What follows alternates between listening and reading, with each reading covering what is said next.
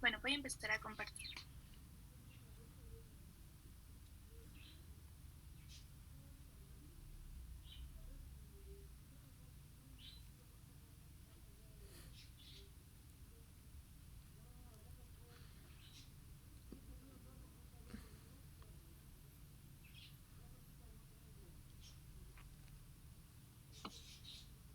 Bueno, buenos días, compañeros y doctor.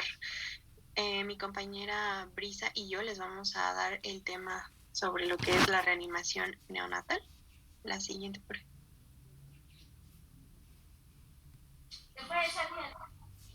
Ok, en cuanto a nuestro índice, tenemos que primeramente vamos a ver los objetivos, pues el general y los específicos de este tema. Después vamos a ver las generalidades de la reanimación neonatal y su pues panorama global. En tercer lugar, la preparación para la reanimación neonatal. En cuarto paso, los pasos iniciales que se deben de dar en la atención del recién nacido. En quinto lugar, lo que es la ventilación a presión positiva. En sexto, lo que son las vías alternativas, los tubos endotraqueales y las mascarillas. En séptimo, las compresiones torácicas. En octavo lugar, los medicamentos utilizados en esta reanimación neonatal. Y por último, vamos a ver lo que es la atención posterior a esta reanimación. La siguiente, por favor.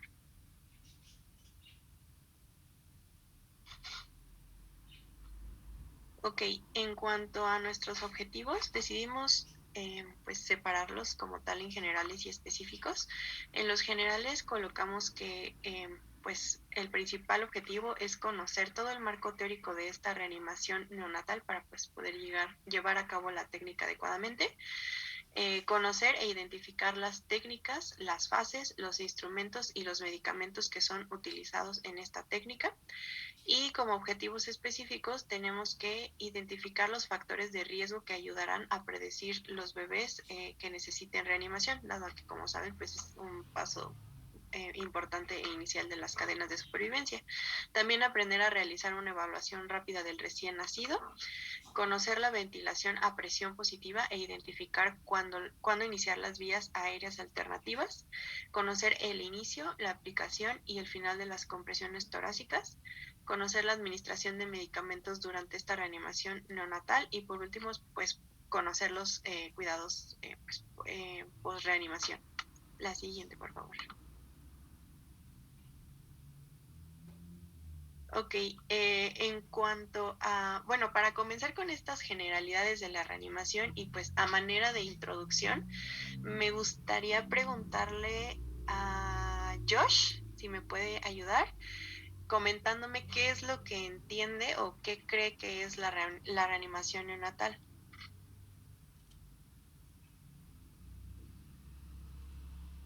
Bueno, la reanimación neonatal como tal se puede definir como una serie de pasos o también o lo podemos englobar como un diagrama de flujo en el cual nos va a decir cuáles son los pasos o cómo necesitamos nosotros actuar cuando estamos ante un paro cardiorrespiratorio propiamente en un recién nacido.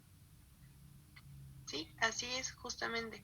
Y pues esto es para evitar o disminuir la mortalidad en estos recién nacidos. Y bueno, igual ahorita les voy a hablar sobre esto y sobre la principal causa, pero me gustaría igual preguntarle, a ver si me puede ayudar a Guillén, ¿cuál cree que es la primera causa de muerte en estos recién nacidos? Sí, había leído que era la asfixia perinatal. Sí, efectivamente. ¿Le puedes cambiar a la siguiente, Bri, porfis? Gracias. Ok, bueno, ahora sí, ya comenzando de lleno con el tema. Bueno, encontré un dato que se me hizo muy importante, muy interesante. Que en México en el 2003, según la Secretaría de Salud, yo sé que van a decir, el 2003 tiene muchísimos años, pero el dato es importante dado que de aquí como que salió una pauta para mejorar las estrategias para prevenir estas muertes. Entonces, en este año, en nuestro país, se registraron 2.271.700 nacimientos y de esos nacimientos se registraron 20.806 muertes neonatales. Y dentro de estas muertes, la primer causa principal fue la asfixia, como igual lo estaba comentando Guillén. Esto se registró con un 49.4% del total de todas estas defunciones neonatales. Entonces, fue una pauta para establecer que para pues lograr disminuir la mortalidad neonatal era pues indispensable crear estrategias para poder prevenir la asfixia en el periodo perinatal, ¿no? Y pues esto se podía realizar o se estableció que se podía pues sí hacer mediante la identificación y el tratamiento oportuno de las condiciones que afectan al bienestar del bebé. Igual encontré este dato de que la Organización Mundial de la Salud estima que más de 1 millón de recién nacidos sobreviven a la asfixia, pero presentan secuelas como lo son la parálisis cerebral infantil, problemas de aprendizaje y también problemas del desarrollo. La mayoría de las hipoxias o de los eventos hipóxicos que se presentan van a ser en la etapa fetal. Aproximadamente el 5% se va a dar antes del inicio del trabajo del parto y el 85%, que pues es el porcentaje mayor pues sí, de presentación, se va a dar durante lo que es el parto y el 10% restante se va a dar durante el periodo neonatal, pero aproximadamente pues el 10%, bueno, el 10% de los recién nacidos va a requerir una ayuda o cierto grado de ayuda para comenzar a respirar al momento de nacer. Y de este 10%, solamente el 1% va a requerir que se les dé una reanimación avanzada. La siguiente, porfis. Ok, bueno, entonces, la reanimación neonatal va a estar establecida mediante lo que es un diagrama de flujo. Este nos va a decir cómo actuar y qué pasos seguir según el estado del bebé.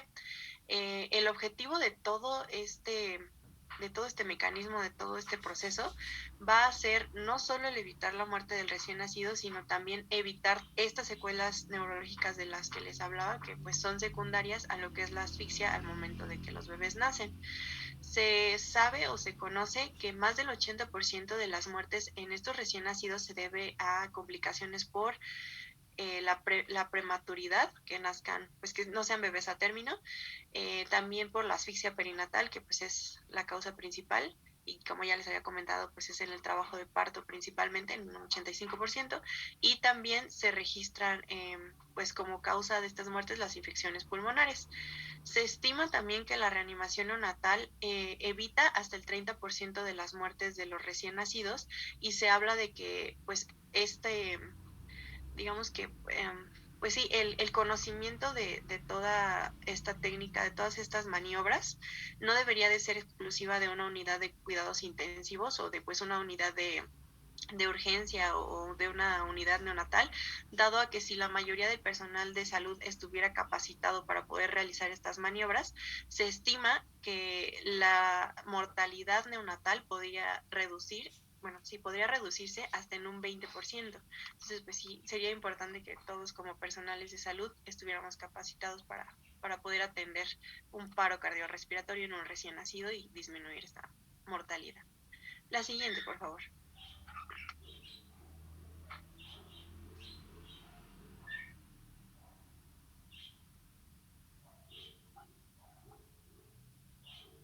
Gracias. Ok, bueno, ahora me gustaría preguntarle a Merlín si me puede ayudar. Bueno, ya hemos visto lo que son las cadenas de supervivencia, pero ¿cuál es el objetivo pues, de estas cadenas de supervivencia? Sí, bueno, como tal el objetivo va a ser realizar una reanimación de calidad, como ya lo habíamos visto, que tenga éxito para tal reducir la morbimortalidad pues por paro, ¿no? En este caso nuestro pacientito. Sí, exactamente. Bueno, como ya lo vimos en urgencias, en todas las reanimaciones existen estas llamadas cadenas de supervivencia, ¿no? Las cuales van a ser una secuencia de acciones escalonadas que se van a realizar ante un paro cardiorrespiratorio y también se pueden utilizar para evaluar la sospecha de aunque pues no se esté presentando, o para anticiparlo. Y el objetivo de todo esto es, como ya dijo Mer, realizar una reanimación pues de calidad y con éxito para reducir la morbimortalidad. Las causas de paro cardíaco en neonatos y en pacientes pediátricos son distintas a las del paro cardíaco en adultos. Por ello es que pues estas cadenas de supervivencia son más específicas. O sea, si se han dado cuenta, hay una cadena de supervivencia tanto para adultos como para pacientes pediátricos. Entonces, esta que está aquí es pues la de pacientes pediátricos. No hay como tal una neonatal, pero pues esta engloba a los bebés. Esta cadena de supervivencia, como ya lo sabemos, pues es de la AJA y es específica para estos pacientitos pediátricos cuando pues van a presentar un paro cardíaco que es intrahospitalario. Sus eslabones incluyen lo que es el reconocimiento precoz del paro o la prevención de este según sea el caso, y posterior a este debemos hacer lo que es la activación de la alerta de los equipos de emergencia, como lo son por ejemplo los sistemas de emergencias médicos y el equipo pues intrahospitalario. Como siguiente, se debe de dar la instauración rápida de lo que es la reanimación cardiopulmonar, y pues esta debe de ser de una alta calidad, que pues bueno, se explicará un poquito más adelante. Y también utilizaremos lo que es la desfibrilación precoz y las medidas avanzadas para el soporte vital y los cuidados por resucitación para finalizar con la recuperación del pacientito. La siguiente, por favor.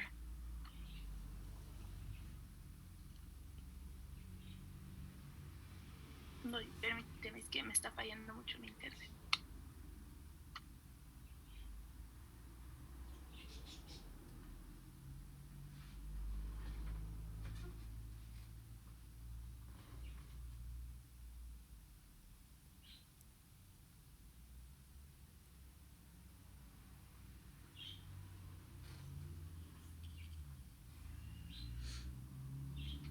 Bueno, continuando, vamos a empezar a dar una introducción sobre la preparación para la reanimación neonatal. Ahora, en este punto, antes de pasar con esta diapositiva, me gustaría darles una introducción de lo que vamos a hablar en este tercer apartado. Es importante que nosotros como profesionales de la salud prestemos atención en los posibles factores de riesgo que un neonato puede tener, ya que esto nos va a ser útil para identificar a la mayoría de los recién nacidos que van a requerir reanimación neonatal posterior al parto. Algunos recién nacidos, inclusive sin factores de riesgo aparentes, van a requerir también estos factores de riesgo. Entonces, me gustaría preguntarles qué factores de riesgo se le vienen a la mente específicamente previos al parto. Por ejemplo, Eunice, ¿me podrías dar algunos ejemplos? Antes del parto, ¿verdad? Ajá, antes del parto. Ok, que sea prematuro o postérmino, por ejemplo. ¿Qué otra cosa? Hipertensión materna también podría influir. Polihidrapnios también podría ser. El embarazo múltiple quizá, y también que el bebé sea macrosómico, se me ocurre. Sí, justamente. Esos son algunos. Ahorita vamos a ver de los principales que podemos nosotros tener en cuenta durante un parto. Ahora me gustaría preguntarle a Erika, por ejemplo, ¿qué factores de riesgo se te ocurren que podamos identificar durante el parto que nos hagan sospechar de que este recién nacido va a necesitar una reanimación neonatal?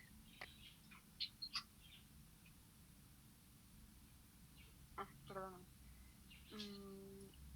Dijiste que durante el parto, ¿verdad? Sí, durante el parto. Bueno, pues cuando los partos son por cesárea de emergencia, o sea que no se tienen contemplados, cuando se utilizan instrumentos como los forceps, o cuando el bebé viene en una posición complicada como pues de nalgas o algo así. Sí, son muy buenos ejemplos para sospechar y de que el bebé va a solicitar una reanimación. Bueno, necesitar más bien. Entonces, como les comentaba, identificar estos factores nos van a ser de gran utilidad para nosotros estar preparados y poderle dar una atención al recién nacido adecuada. y por supuesto pues aumentar la supervivencia de este. Entonces, dentro de los factores de riesgo prenatales o también pues previos al parto, que sería como un sinónimo, que encontramos está la diabetes gestacional. Es algo a tenerlo en cuenta, y durante las consultas previas al parto, a las que la mamá debe asistir, debemos indagar en esto. También posible preeclampsia o eclampsia, muertes neonatales previas, la infección materna, puede ser una hemorragia previa al parto. Esto también es de gran importancia y es de riesgo. Edad, que nuestra paciente sea una paciente menor de edad, pero que sea mayor a 16 años, o pacientes mayores a 35 años. Es decir, o jóvenes, muy jóvenes, o ya en una etapa que, a pesar de que se considera en la adultez una edad de juventud, ya para un embarazo viene siendo una etapa de riesgo.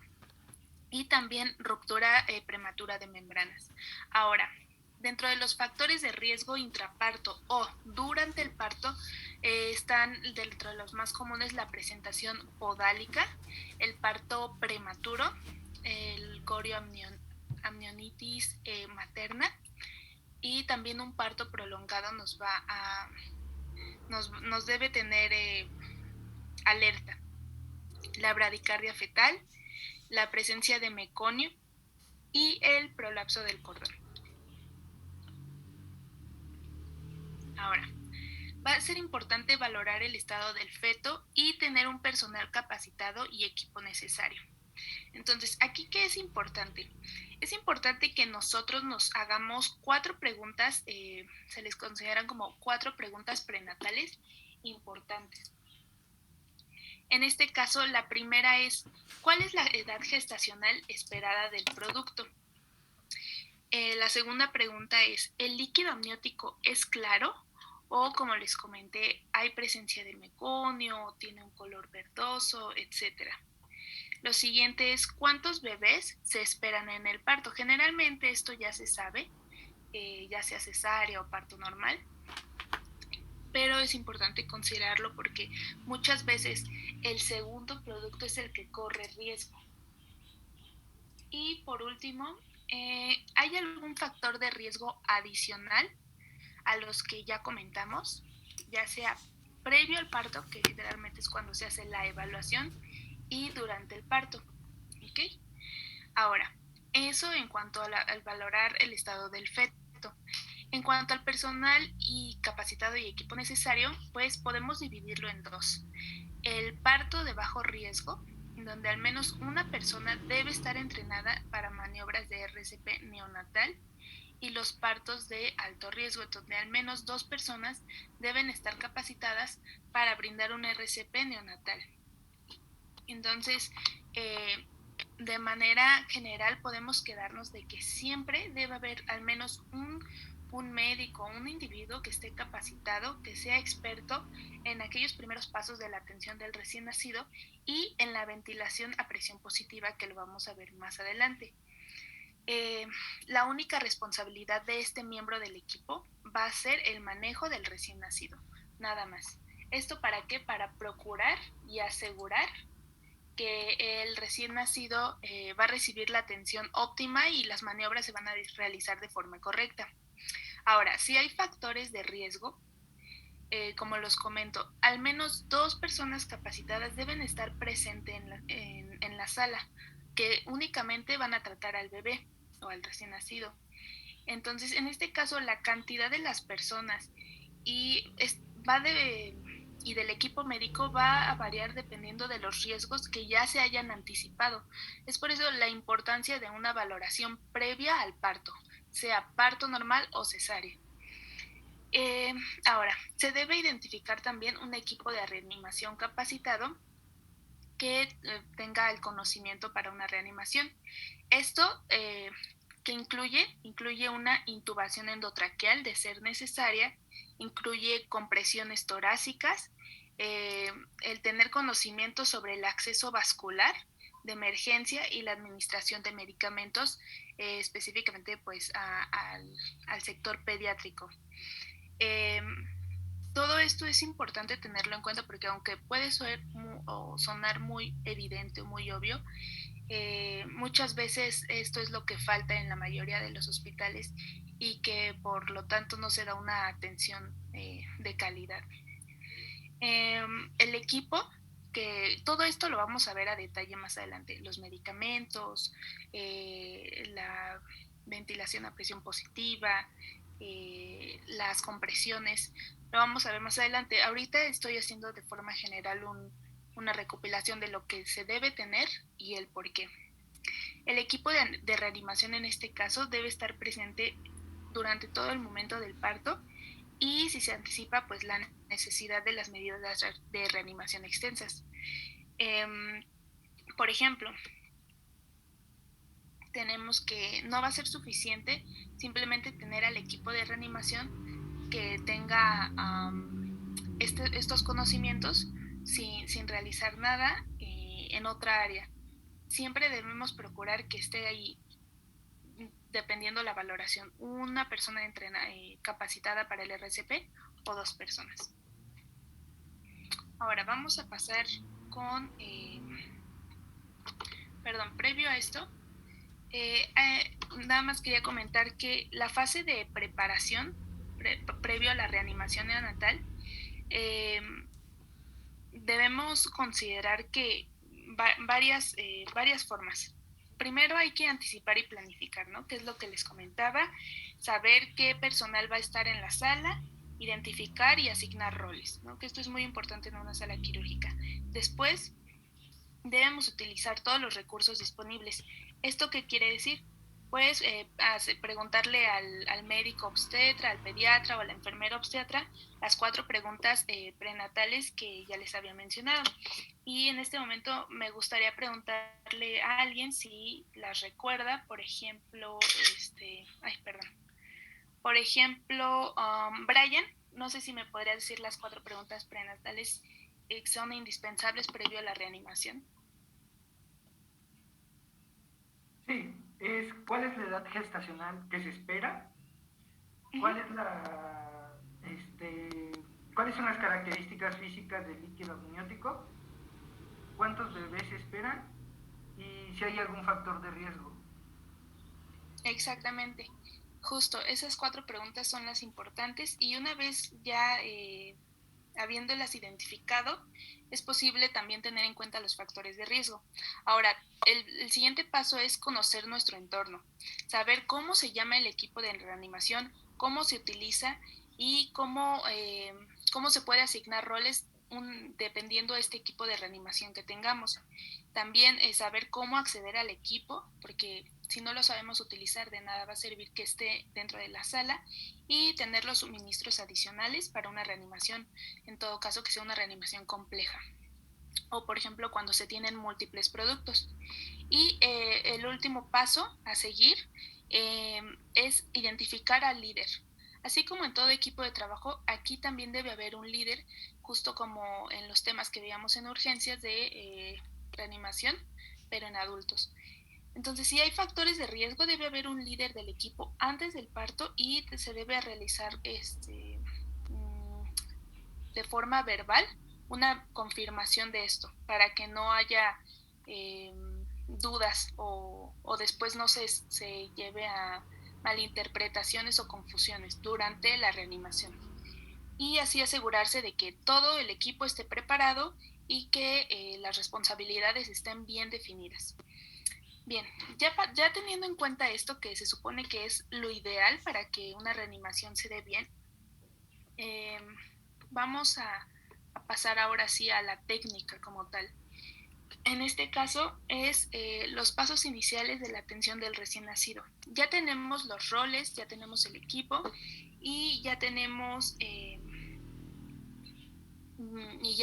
pues en general todo, ¿no? Entonces estamos en la sala de parto. Ahora, ¿qué hay que hacer? Una vez ya habiéndonos hecho las 4 preguntas prenatales y sabiendo cuál va a ser el objetivo de estas preguntas, teniendo al líder de reanimación y en todo caso quién podría sustituirlo por cualquier emergencia, vamos a tener que, ya identificamos los factores de riesgo antes y durante el parto para la reanimación neonatal Y ahora vamos a tener diferentes escenarios, ¿no? Por ejemplo, ¿cuál es la edad gestacional esperada? Pueden ser 36 semanas de gestación o 29 semanas de gestación, dependiendo del producto, dependiendo del caso.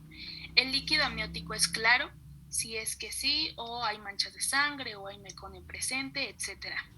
¿Cuántos bebés esperan? 1, 2, por ejemplo, o incluso hasta 3 bebés. ¿Hay algún factor de riesgo adicional? Sí, puede ser hipertensión arterial o preeclampsia. Ahora, vamos a tener que seguir un algoritmo una vez ya teniendo esto identificado. El primer paso de esto es un parto sin complicaciones, ¿no? Pensémoslo así. De acuerdo a nuestro algoritmo, nos dice que en el primer minuto se le va a dar un asesoramiento prenatal al bebé. Es decir, está en el trabajo de parto la paciente y tenemos que hacernos estas preguntas. ¿Es un recién nacido a término? ¿Tiene buen tono? ¿Respira o llora? Y todo esto con base en lo que ya hemos visto anteriormente. Si es sí, nos vamos a ir a permanecer junto a la madre durante la atención de rutina. Tenemos que calentar y mantener la temperatura normal y posicionar la vía aérea, despejar las secreciones si fuera necesario, secar y evaluación constante. Esto es muy importante durante los primeros minutos y no lo debemos olvidar. Debemos darle calor al producto porque recordemos que el cambio de temperatura desde el medio intrauterino hasta el medio externo es un proceso, muchos lo definen como un proceso traumático para el bebé. Entonces hay que procurar tener toallas o mantas calientes, de ser posible un sensor de temperatura, un gorro para el bebé, un colchón térmico si se cuenta con él, especialmente si el bebé es menor a las 32 semanas de gestación. Y ahora, pasemos al otro lado de la moneda. Si una vez nosotros haciendo estas preguntas respondemos que no, lo que vamos a hacer es calentar y mantener la temperatura normal, vamos a posicionar la vía aérea, vamos a igual despejar las secreciones de ser necesario y vamos a secar y estimular. Ahora, el paciente presenta apnea o una frecuencia cardíaca menor a 100 latidos por minuto. De ser así, vamos a pasar con maniobras más específicas que ya requieren un nivel de conocimiento más grande. Y de ser que no, vamos a preguntarnos, ¿el bebé respira con dificultad o tiene cianosis permanente? Y si es sí, vamos a colocar al recién nacido en posición y vamos a despejar la vía aérea. Vamos a colocar un monitor para valorar la saturación de oxígeno y de ser necesario también vamos a administrar oxígeno suplementario pues de acuerdo a las dosis que el pediatra asigne. Y en el otro caso, que es si el bebé presenta apnea o una frecuencia menor a 100 latidos por minuto, vamos a realizar monitoreo igual de la saturación de oxígeno y vamos a considerar un monitor para valorar su trazo cardíaco.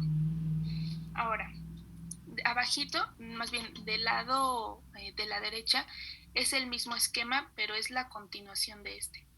Entonces, tenemos que si el recién nacido presenta una frecuencia cardíaca menor a 100 latidos por minuto, vamos a verificar el movimiento del pecho y vamos a dar pasos correctivos de la ventilación de ser necesario o la colocación de una máscara laringia si la valoración lo requiere. En caso de que no presente una frecuencia cardíaca menor a 100 latidos por minuto, simplemente vamos a dar la atención posterior a la reanimación, que más adelante lo vamos a ver, y vamos a ver el análisis de la reanimación del equipo. Entonces, aquí abajito de esto tenemos un cuadro de la saturación de oxígeno preductal y cuál es el objetivo de esta. Esto lo vamos a utilizar o se utiliza principalmente cuando nosotros queremos monitorear la saturación y en todo caso se va a utilizar o decidimos utilizar oxígeno suplementario. En este caso, continuando con el esquema, si el recién nacido presenta la frecuencia menor a 100 y ya se realizó todo lo anterior mencionado, nos vamos a preguntar ahora, ¿la frecuencia cardíaca es menor a 60 latidos por minuto? De ser que sí, vamos a tener que intubar al bebé. En todo caso, si todavía no se realizó, vamos a realizar compresiones torácicas de alta calidad y la monitorización por electrocardiograma. Si nos volvemos a preguntar, ¿la frecuencia cardíaca sigue siendo menor a 60 latidos por minuto? Vamos a tener que administrar adrenalina intravenosa, y si la frecuencia cardíaca continúa por debajo de los 60 latidos por minuto, vamos a tener que considerar una hipovolemia y en este caso pasar a una maniobra más invasiva que sería un neumotórax. Por supuesto, se prefiere que no se pase a esto porque este trae más complicaciones. En el caso de la oxigenación, el equipo se debe, es importante tener en cuenta varias cosas, ¿no? Primero, en el caso de la oxigenación hay que procurar tener un equipo para proporcionar flujo libre de oxígeno a libre demanda, en todo caso dependiendo lo que el pediatra valore. Un oxímetro de pulso con sensor y tapa, va a ser muy importante tenerlo, y la tabla de objetivos de saturación de oxígeno, ¿no? Para saber qué tanto y en cuánto tiempo. En el caso de la intubación, aquí me gustaría comentar que va a haber diferentes hojas de laringoscopio. Las hay rectas, las hay de tamaño 0, de tamaño 1 o incluso de tamaño 00, que esta es una más pequeña. Esto es opcional y esto ya va a depender del equipo con el que cuente el hospital. También existen los tubos endotraqueales en el caso de requerir intubación. Los hay de diferentes tamaños.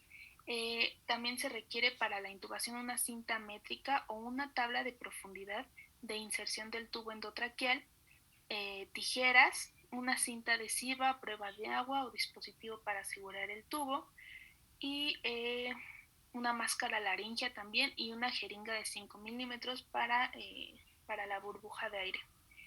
En este caso también es importante tener en cuenta que vamos a ocupar electrodos para el monitor cardíaco electrónico, el que les comentaba que se va a tener que monitorear, y por supuesto el monitor.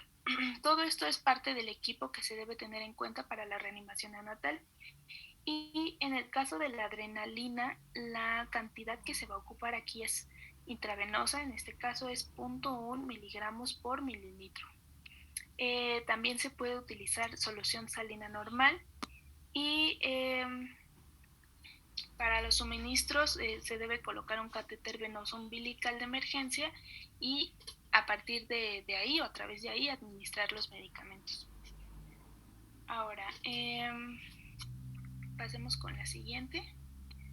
Aquí abajito acaba de aparecer un favorzote, vamos a dejarla ahí y vamos a dar continuidad el próximo viernes temprano, ¿vale? A ver si nos podemos conectar el viernes a las 7 de la mañana para que le demos oportunidad a avanzar y no estarnos rezagando con el siguiente tema, ¿sale? Sí, doctor. Gracias, nos vemos el viernes a las 7.